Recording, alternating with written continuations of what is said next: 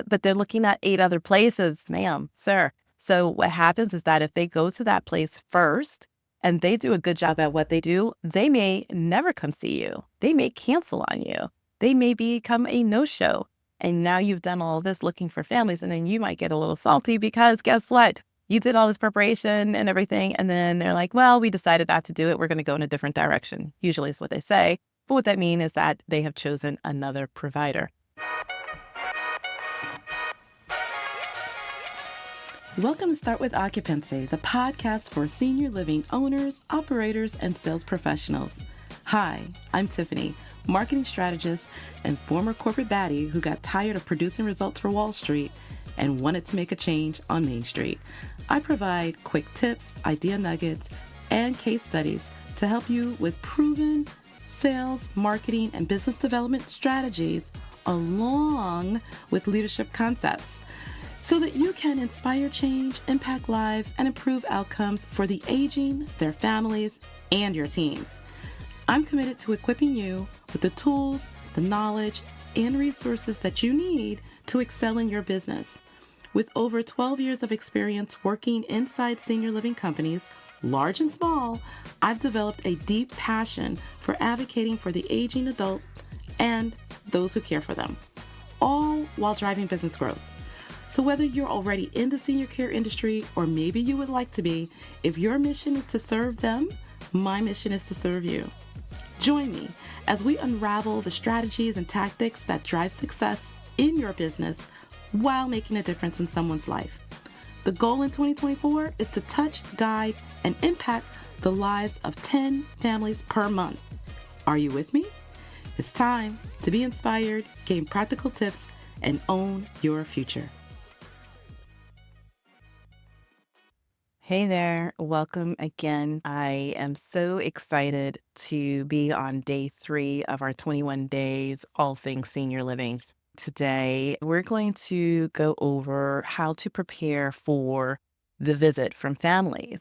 And the thing is that you want to create an experience for the family that's not only going to just connect with them, build trust, but it's also going to stand out from others in your area, meaning competitors.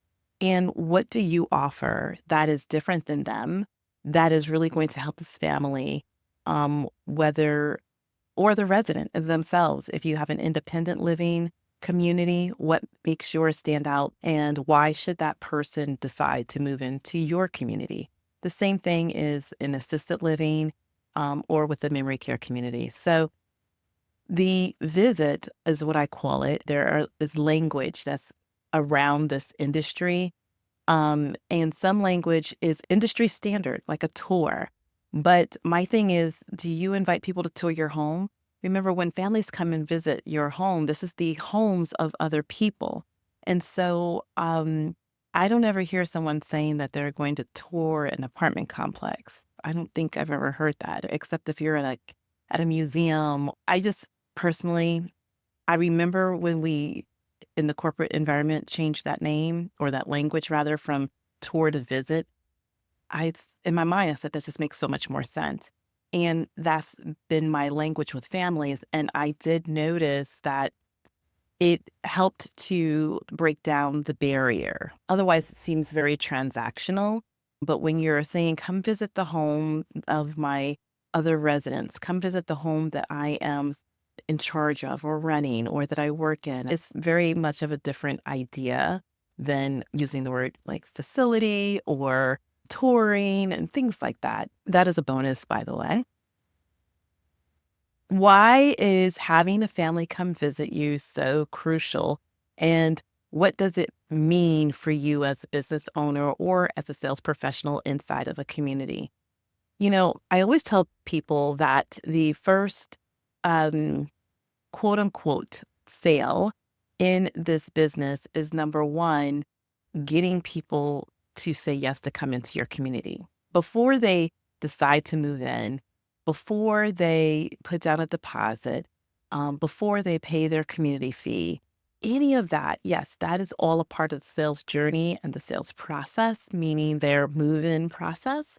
But the first sale you have to make is why should they come out of their home, out of their comfort zone or situation, or out of their time that they're taking to caregive and work, whatever they have going on in their life, to come and see what you have to offer.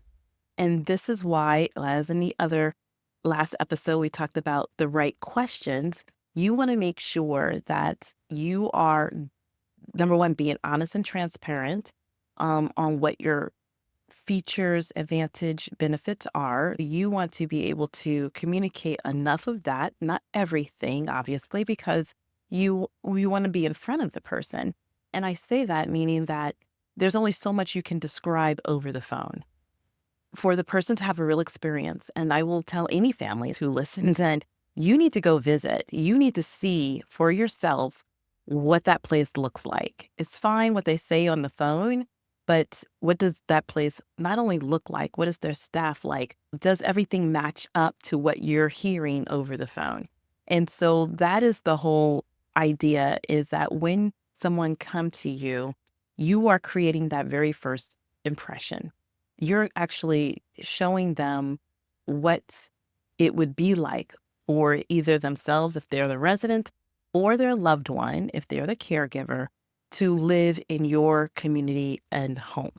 And so the other thing that it does is that it builds that trust connection. If you've made a really solid connection by phone when they first inquired about your community, now through visiting your community, you can further and deeper solidify that trust. There's something that's just different. That's why videos are so good in terms of marketing your community and sending video emails, because when people see the facial expressions and the tone, and they see you and you look trustworthy with the words, with your actions, with your responsiveness, with your customer experience, each level of that keeps building upon the trust.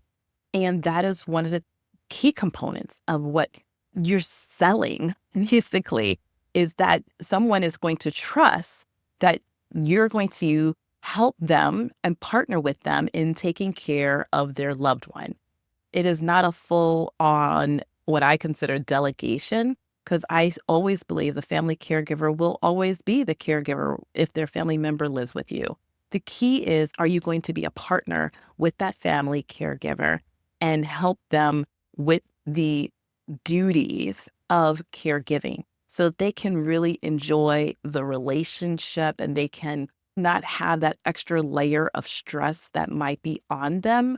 And, so in an independent living community, that might be the only thing that the person needs, is like to have their own friends and have somebody who's going to cook and clean for them. And that might be it.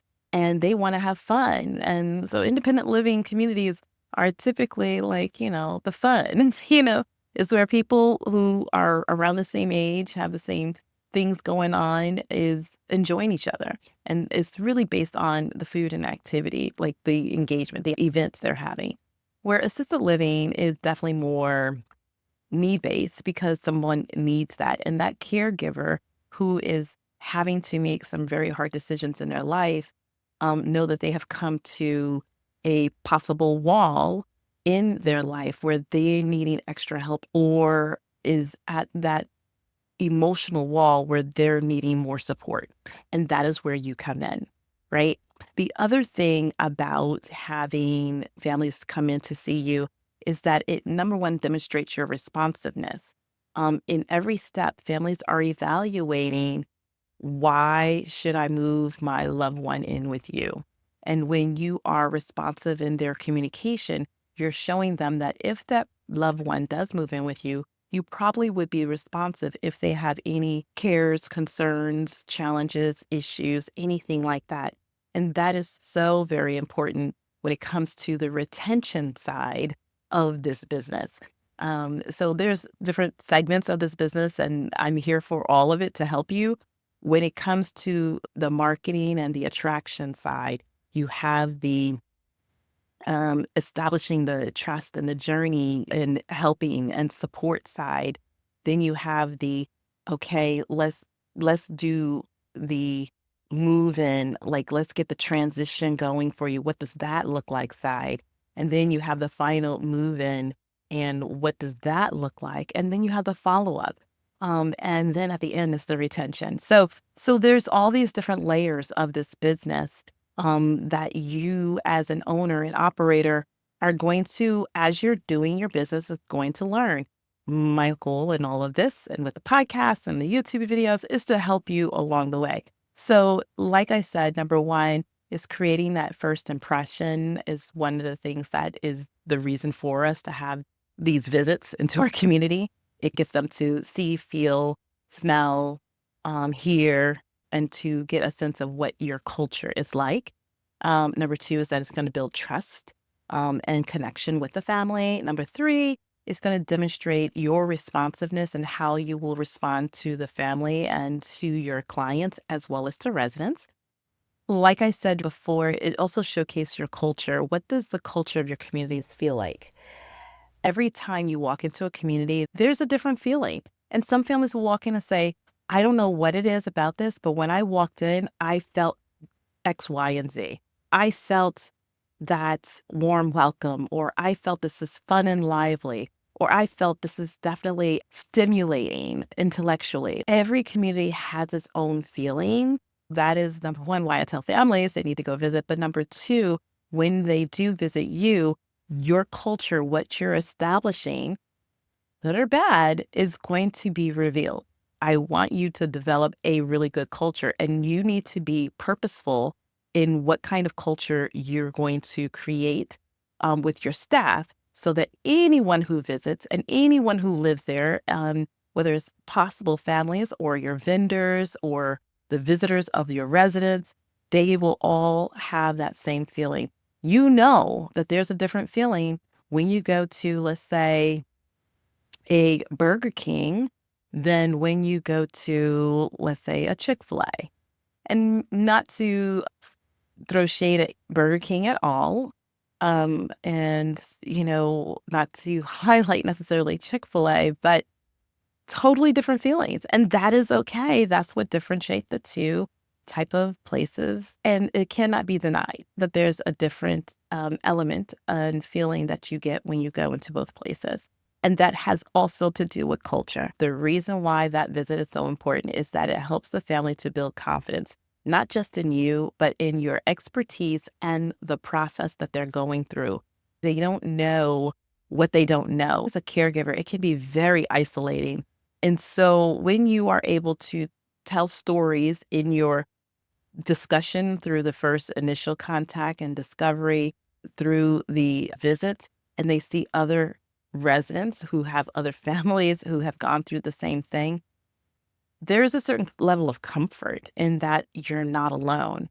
If you're doing your job right, you're going to find out a lot about families and about some of the family dynamics, about people's fear, their childhood. Like, it's heavy. It's really heavy. And I question, and this is such a sidebar and side note, but I question the people who's getting into this. And I'm going on I shouldn't even say this, but I question, do they really understand all that's involved, the emotional baggage that comes with owning a business like this? And I see that because a lot of people look at this as they're looking at the revenue, not necessarily the net profit, because there's expenses that go along with it. And they're looking at, if I had multiple of these and they're looking at just pure numbers. And I am here to say that these are not just numbers, these are people's and whole lives. The whole idea is that I want you to understand that what you do, people have said over and over again that it is God's work. And I mean that because it is heavy, some of the things that you're going to hear, experience, and help families through. And so I'm here for it. I'm here to help you and to guide you, but I just want you to know that building the confidence of a family member when sometimes their confidence is shook because the person they felt was strong and solid is now in a vulnerable position, and that may have been their hero. I had a resident's family who was in virtual tears, and he's this like 6'5", very attractive man, by the way. And he was just like almost on the verge of tears about what was happening to his dad, who he described as his hero, the man who taught him everything. And his dad was in a vulnerable physical and mental position as he aged, but yet he was still a kind of a young man. And I remember me walking his son through this, and I'll never forget after that first meeting when he came to visit me, how relieved he felt that I had solutions, that I could help him, that I could walk him through this. Literally, this big man picked me off my feet and just hugged me and gave me the biggest bear hug ever. Like, I was so odd, but it spoke to the emotions that you deal with when you are owning, operating, managing, or in the sales position of a senior living community. You're dealing with all of that. So that was my long way of saying building confidence.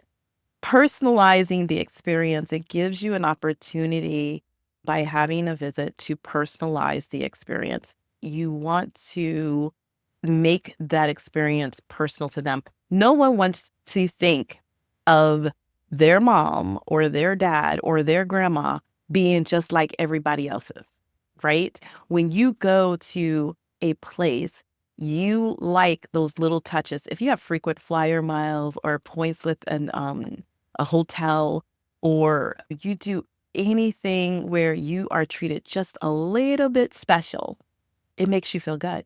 That's why they do those things. Reward points, Starbucks rewards, um, any of those things. Those things are designed to say you are our loyal customers and we want to reward you for your dedication of your money to us on a consistent and continual basis, right?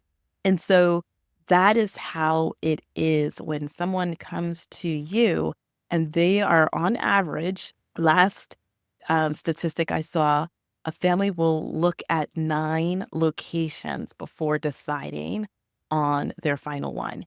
That may have even increased now, but about 2, 3, 4 years ago, it was 9 on average. So how are you going to personalize that experience to make your community stand out among the others, but also personalize the experience for them and their loved one on how you will make their loved one feel special, valued, and heard? And what do you have in your community to reinforce that by living with you, they will always feel special, valued, and heard? And so those are reasons for having someone come visit your community. I just have 2 more. One is addressing concerns. This is an opportune time for you to address any questions or concerns that they may have about the process, about the options, about resources, about finances. This is your opportunity to be one-on-one, looking them in the eye and able to walk them through that. You'll hear me say all along because that is what I feel like you as an owner, operator, sales professional, or person who is in this, what I call the senior care journey, is a lot of times people don't know what they don't know. And a lot of people do not know what caring for aging parents or grandparent is like. There is no template. So that is what you can do, is address concerns on the visit. And finally, again, I'll say it over and over and over again till the cows come home. It is that you will assist them in this journey, because caregiving is a journey and it is not, a linear journey. It is filled with ups and it's filled with downs. It's filled with twists. It's filled with turns. There's valleys and there's rocks and there's deserts and there's sunshine and there's everything. And that is the caregiver journey. There's so much that's involved. And now, by you deciding that this is something that you want to do, this is a part of what we do. I'm going to teach you the tactics, but until you understand the relationship and the clientele that you're dealing with, I am not sure that continued success would be there. Meaning that, yeah, you may get people because you're the low cost leader, but will they stay? Will you retain them? You may get people because you're offering great incentives right now, but when those incentives run out, or even before, will they stay with you? And will you attract the right resident for your community? We have to understand that this is not just a real estate investment. I understand the real estate side of it because that's how Wall Street does it too. So I'm very familiar with that. And that was where I was in corporate. I was a regional. And so one company, I was regional of corporate owned communities.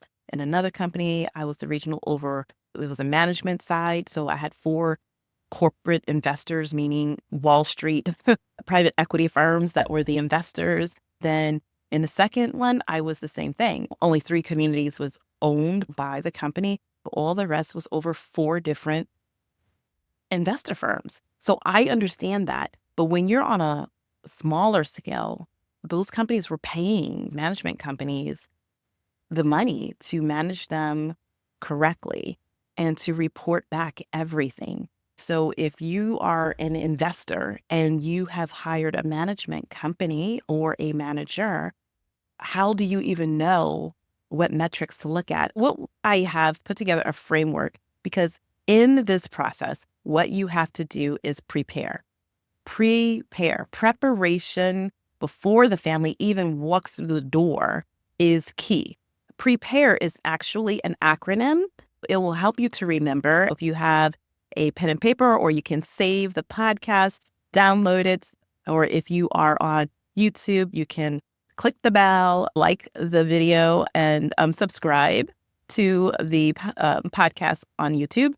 That way you will know, number one, when new stuff comes out, all the new episodes that are going to come out, because I have a slew of things happening, not just for right now, but for 2025. But you will also get all the updates. So we are going to do what? Yes, we are going to prepare for that visit. What does that look like? Number one, we want to personalize the confirmation. Once you have done the discovery questions and you have talked to the family and they have agreed to come and look at your community, now you need to confirm that, right? So how do you do that?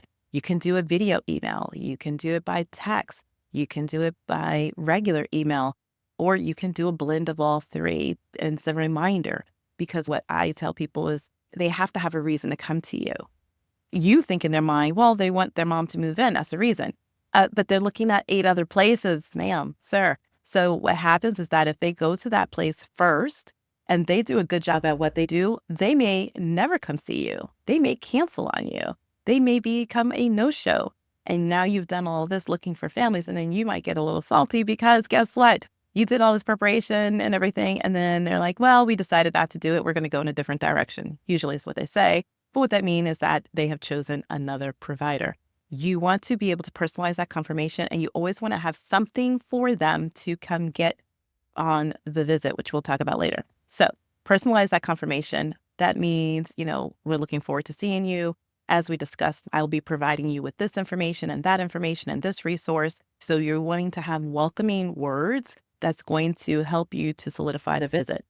You want to review and recall what they told you during the discovery process, meaning that when you first did the initial information, fact-finding process, we call that discovery. Then you want to do the review and the recall, meaning that you need to remember what they said so you're not asking them the same questions. That's not going to show them that they're valued, right? If you ask the exact same question that you should already have the answer to, that is not going to build their confidence or their trust. Review and recall. You want to enhance their experience. That's the E. You want to enhance their experience. So how do you do that? You do that by looking at what are some of the features of the things that's important to them, and talk about the advantage and the benefits to their loved one by coming to you.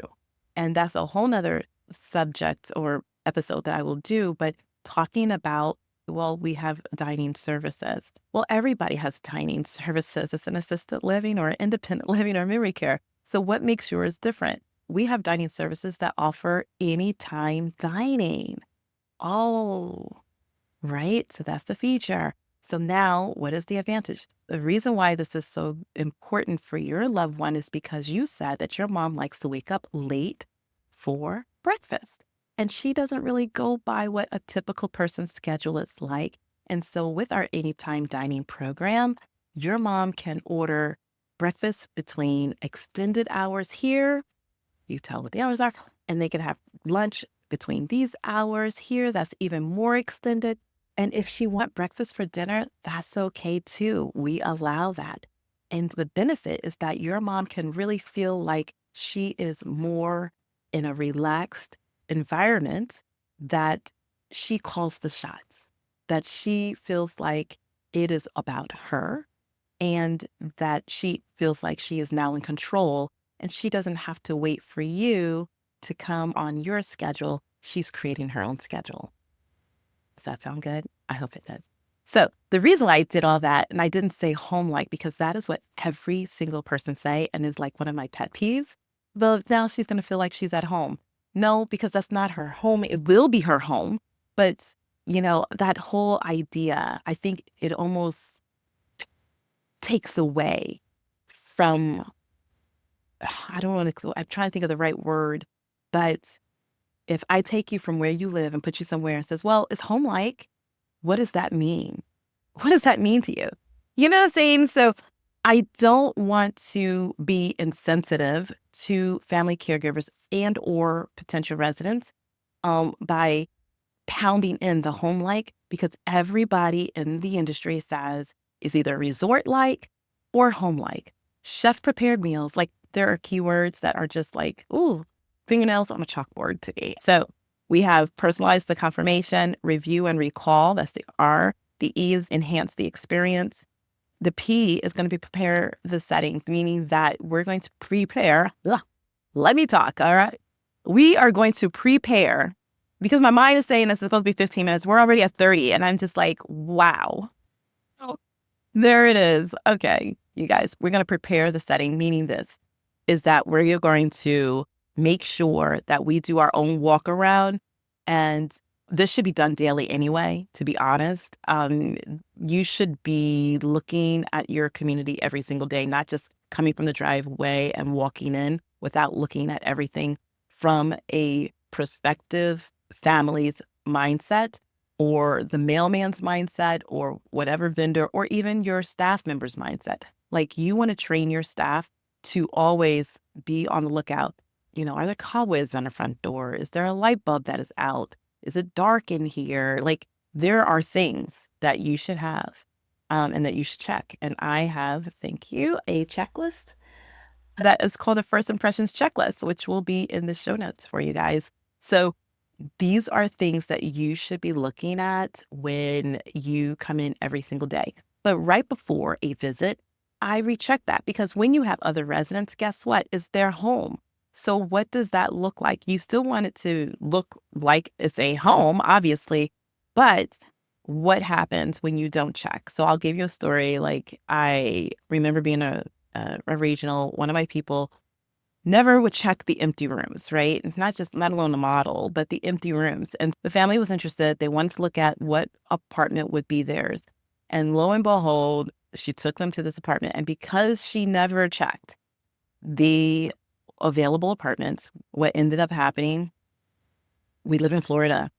We have palmetto bugs. We have them. Most people understand that. Some people, because we have so many residents that's not from Florida, meaning like they moved here from another state, their family don't live here, so their family might be visiting from another state that don't have palmetto bugs, right?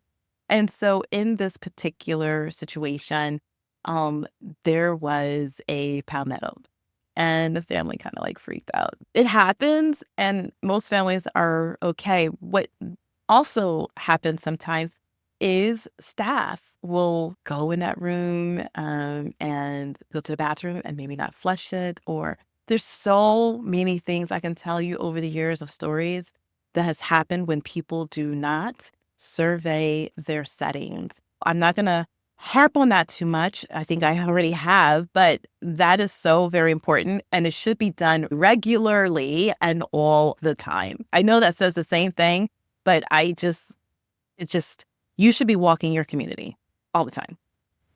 The A in prepare is to alert your team. You want to alert your team that you have a visitor, not because it's that we have to be on edge or we have to be doing anything different. If you have a visitor coming to your house and you have your kids, you're like, hey, so and so is coming by. I want you guys to just pick up your little last things. They just know what to do. And these are not obviously kids, it's your staff, but your staff should know that you don't want a stranger coming in and your staff don't know they're coming in, right? That's just not cool. It's also good if you have your staff prepare or know how you would like for them to introduce themselves to families and to all visitors. What do they do? What is their role? Why do they love what they're doing? How can they engage with that family? Because I will tell you, for most families, you might be the owner, but every family understands that you will not be there 24/7. And that the real people who's going to care for their loved one or engage their loved one if they're independent living is the actual staff. It's going to be the housekeepers. It's going to be the people who's going to be helping them going back and forth to the dining room. It is going to be the person who's helping them in the shower. It's going to be the person who's putting together the events in the community. Those are the people that is going to be important. And those are the people that most families are looking at. Are they smiling? What is their disposition? Do they seem happy? Because they don't want to move their mom into someplace where people are miserable and feel miserable working. That's not going to happen. The R is readying the room. I kind of touched on that a little bit, but when I talked about preparing a setting, I meant the whole community. So I'm not sure if I was really clear on that. But readying the room, meaning that making sure that your model is ready. And what does that look like? Well, is your model clean? Does it look clinical? Does it look welcoming? A really good way to look at what your model apartment is or your model room or you have your furniture in is it set up as if you were going into a model home of a new constructed house? That you shouldn't look like it's a hospital room. It shouldn't look like a skilled nursing room. If you have hospital beds, unless you are a advanced care community, you probably shouldn't have hospital beds, right? That is not going to attract families unless you have more advanced care and that's what you specialize in. The E in prepare is engage with a personal touch. The personal touch is what did you gather from that conversation that you had before that could really touch the hearts of the family that comes in. So what does that look like? You decipher things because of that whole discovery and asking questions process that we had in day number 2, that you discover things from a family and then you say, okay, what is that person like? If they have a favorite football team, it could be that the caregiver, you're listening to them and you can hear the stress in their voice. And have I done it where I went to the store, got a box of lavender tea, a beautiful mug, and something like, music that was soothing and gave that to a family? Yes. What can you make that is going to personalize this visit to that particular person? That could be having a list of the resources. I used to do a transition team list or a resource list, and I had one that was just a regular one, and then I had others that was more template, or I put together in a packet the things that we talked about and what they would need. If you have other resources, links, videos, and you print that out on a sheet for them, like there are things that you can do to make this visit so personalized and so loving to help dig deeper with connection and trust and to really let a family know that you care. Because at the end of the day, that's what families want to know is, do you care? Are you going to care for my loved one like I can or like I would or like I do? And are you going to listen to me and be responsive to me when I have needs and concerns? Like that's the basics, right? Is my mom's going to be in a safe and clean environment? Is she going to be around happy people? Those are the things that families want to know. And the more that you can show that to them during the visit, the higher your conversions are going to be for move-ins and the longer your length of stay for retention. I hope this helped. If you have any questions, always, I'm on social media. You can DM me or you can comment it down below in the YouTube video. You can ask me questions there as well. So anywhere on here, just remember to click like and subscribe so you can hear all these great tips and marketing ideas for your senior living community. I have also a prep checklist for you. First impressions is what I use and I create it while working in corporate for my team. Thank you so much for listening. I appreciate you or for watching. And if you have any questions, let me know.